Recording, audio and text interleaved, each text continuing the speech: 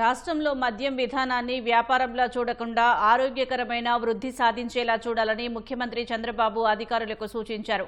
ప్రస్తుతం అనుసరిస్తున్న లాటరీ ద్వారా షాపుల కేటాయింపు, అప్లికేషన్ ఫీజు, ఇంకా liquor identification number, retailer margin పెంపు తదితర అంశాలపై మరింత కసరత్తు చేయాలని దిశానిర్దేశం చేశారు.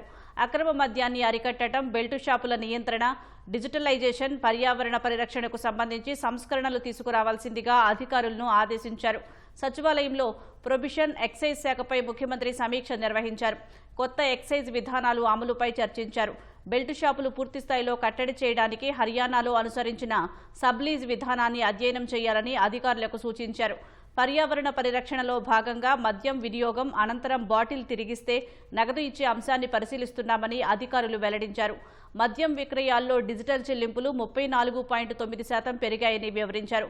అయితే నగదు వినియోగాన్ని తగ్గించి డిజిటల్ చెల్లింపులు జరిగేలా అందరిలో అవగాహన పెంచాలని అధికారులకు సీఎం సూచించారు.